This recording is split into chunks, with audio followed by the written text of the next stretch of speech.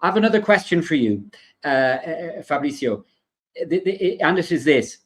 If the need for subject teachers in English is so high, what is blocking traditional English language teachers from making this transition?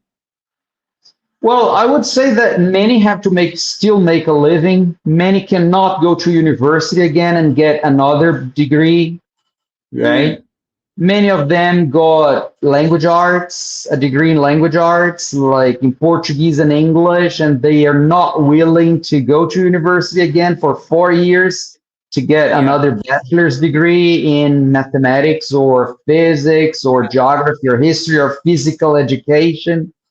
You know, they still have to make yeah, a living. So many teachers cannot make such a transition, right, to study science again. So yeah, many are not willing to learn new stuff. Yeah, they decide to just leave the ELT career and open a shop or or become a salesperson or okay, start out a brand new career in sales or in whatever, in designing, right? yeah, yeah, yeah. So They just it's give up their teaching career.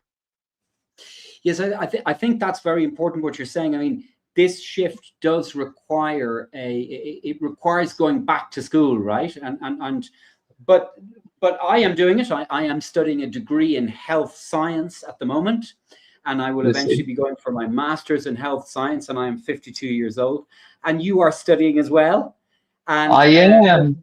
okay, we're kind of nerdy, so we like studying. You But see, and I'm 51, and I had to reinvent myself at this age. Oh my yeah, goodness! I thought you were much younger than that. I thought you were much younger, Fabrizio. I thought you Thank were about you. 42. But You're so we are sweet, both 50, so 51 kind. years young. But I think this is an important thing. I mean, lifelong learning is not just a slogan or on a t-shirt. No, I mean, in order for this to work for teachers, they do need to be prepared to learn new things and to go back to school. There are a lot of online degrees at the moment, right? You don't have to do it full time, right? What that would be my advice. But what would be your advice to these teachers who are unwilling to go back to school? What would you say that? Well, they should make a sacrifice and get qualified for bilingual teaching. If they do want to keep teaching, they should like change their mind, right? And make such a. I know it's hard to make such a choice, It but is. open up your mind and try something new. Yeah. Reinvent yourself. Yeah, Yes. Like Madonna or something. like Madonna, of course. Yeah. So don't think Yeah. that, oh, I'm old, oh, I'm tired. You've got to make a sacrifice. Nowadays, it's quite easy to get another degree because through distance learning, right? Right. So Yeah. of course, the pandemic was a total disaster, but one thing was positive that we had the chance to learn online, right? To learn how to learn online, right? So you can get a degree online if you don't have one, or maybe you do have one and you just need some qualification, right? Okay. Yeah, Yeah. yeah, Yes. Yeah. And it does seem that there is a kind of a barrier there because you were telling me that I've got the killer fact here that bilingual teaching systems in Brazil dominate 70% of the private education yes, market, yes. but are failing as businesses. They are failing due to a Ma- lack of subject qualified teachers. So That's it. Yes, it's yeah, happening. It's happening. I mean, it's the happening. teachers Yes, are not yes, moving. Yeah. yeah. Mm. It is, yes. Well, Brazilians love new things, right? They're very Yeah. fond of novelty. Right. When there's Yes. novelty around, Brazilians are the first one to really go into it, go for it, Correct. right? So they always find like first world solutions for third world solutions. Yeah.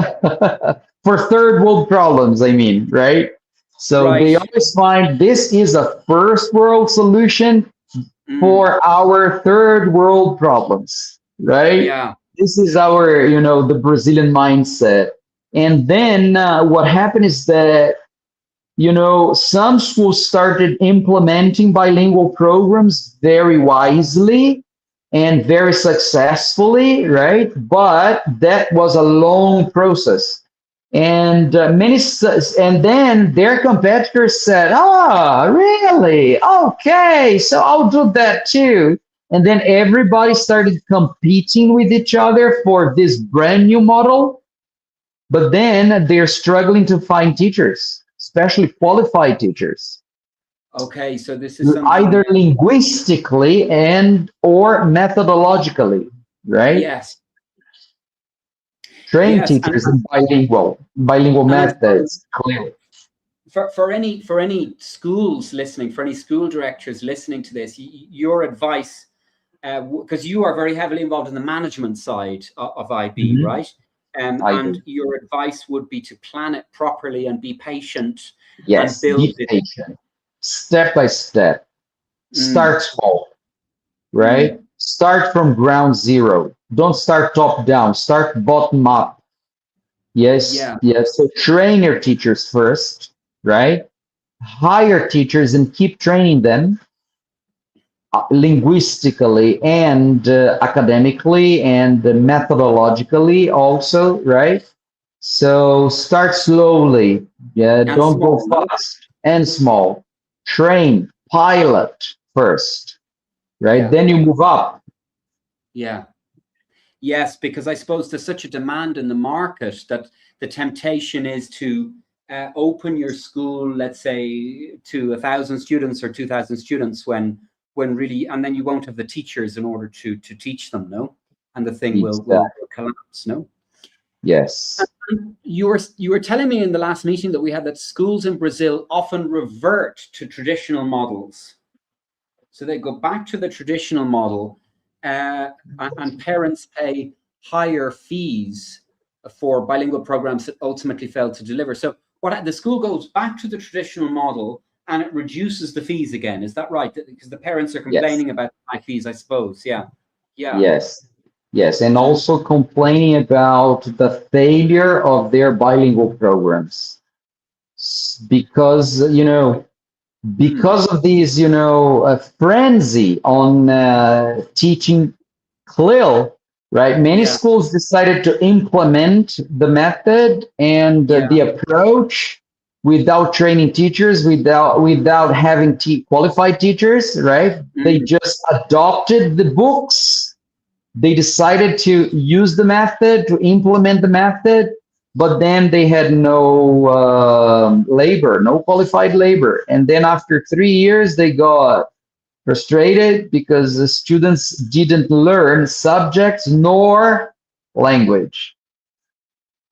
That was yeah, the exactly. They frustration. fell So their, fell between their two English stools. was the same, and then they had trouble learning mathematics in English. So did not learn they didn't learn English nor mathematics, right?